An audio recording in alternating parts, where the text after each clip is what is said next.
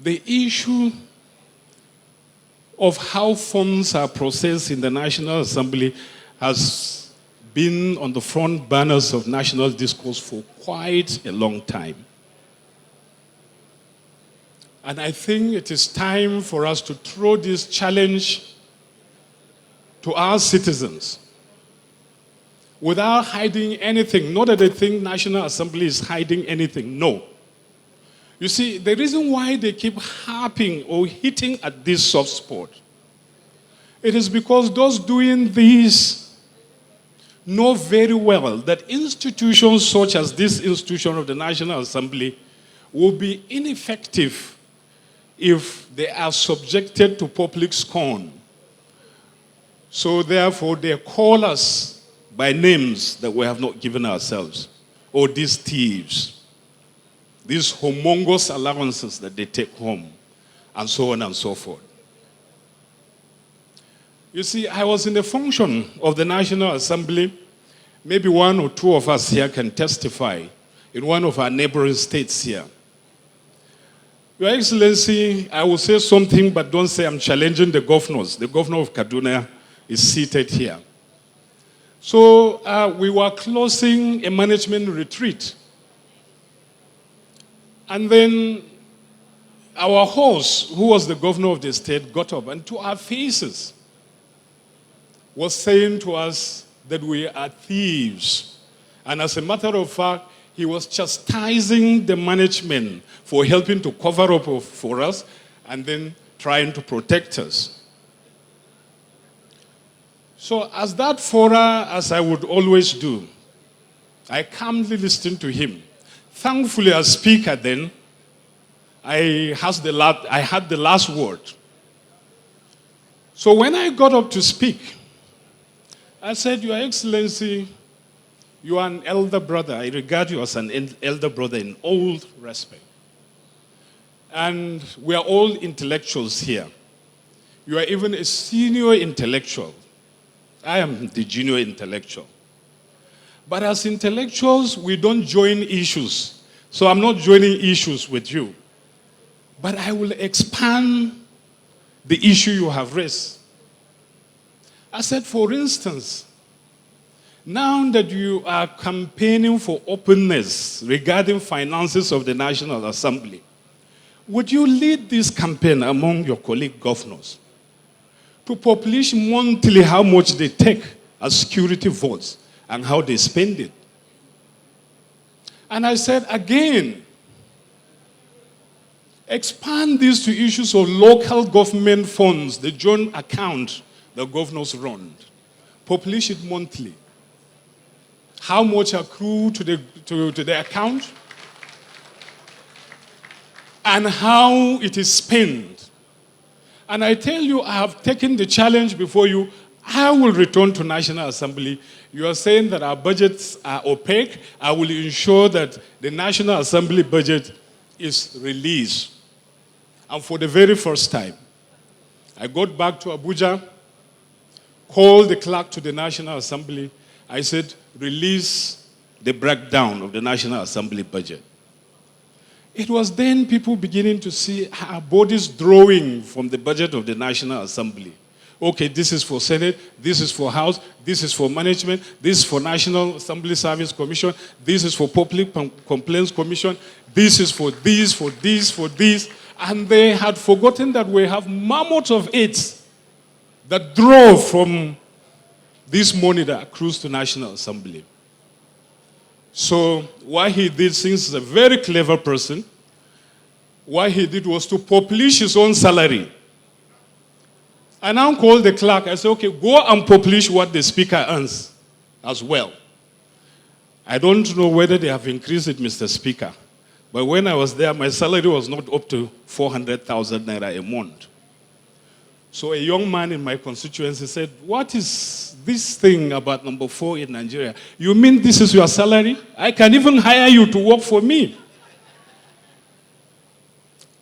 So, you see, even when we talk about the allowances that people think they are humongous, too much money.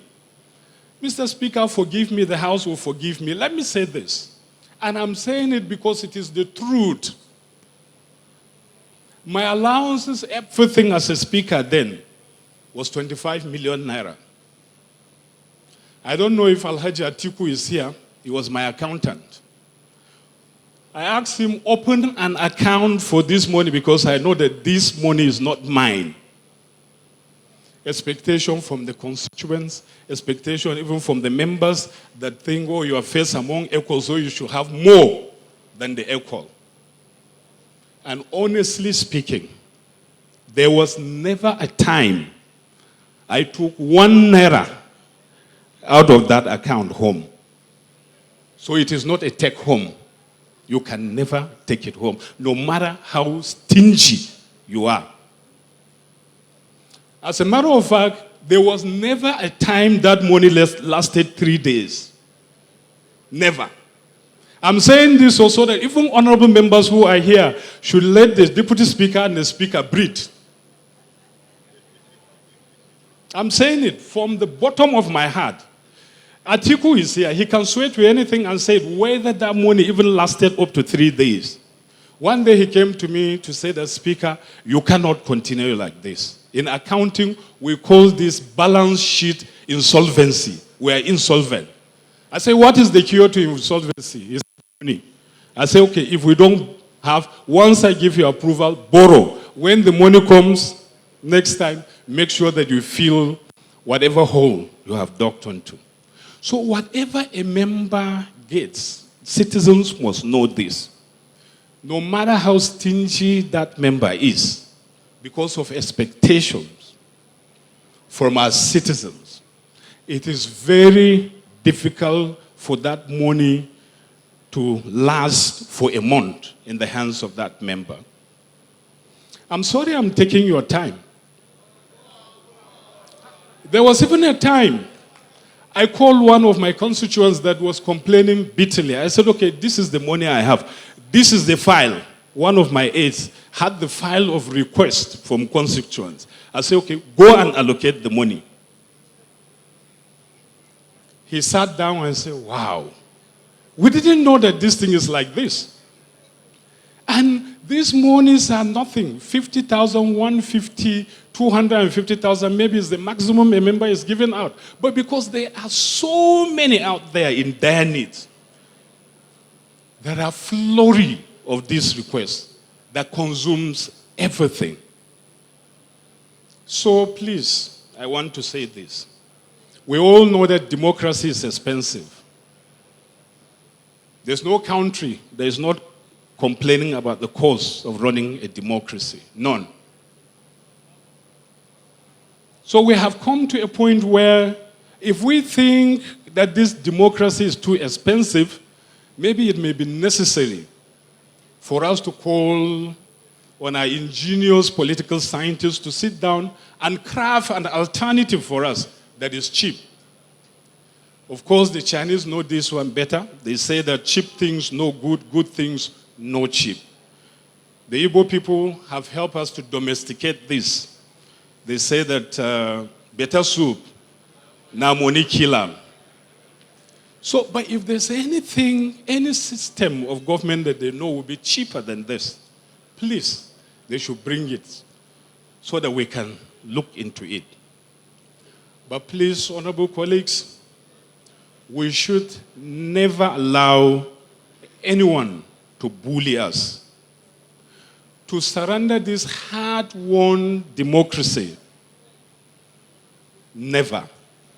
There's no platform, and God bless you, where you can genuinely engage Nigerians to rationally converse. The moment you throw up a topic, the former speaker, it's like risking hubris. The Right Honorable Yakubu Dogara, I don't know where this CFR. hubris Please is another coming from. resounding applause for him. And it is Especially for members, if you actually did speak your mind, I would expect and where that the you round have of the applause merger for him. of the two, it's like marrying Godzilla to Frankenstein. No conversation anywhere outside of decent settings like this makes sense anymore. It's either we're resorting to our fault lines, oh, this is a Hausa man talking, this is an Igbo man talking. Attacks begin to come from all angles. So it's been one of those major things afflicting our democracy, failure to have rational conversation. Secondly, when we come for events like this, it is not only good for us to speak for the people as representatives of the people. It's not good enough. To always consistently talk to the people, we must talk with the people. And it is forums like this that gives us the opportunity to engage with the people, not to speak for the people or talk to the people. And at forums like this, I suggest, Mr. Speaker, that nothing should be off limits when it comes to citizens' engagement. No topic should be off limit. Both the things that are good, the pleasant, even the ones that are not too pleasant. We should open up the space to engage in those conversations.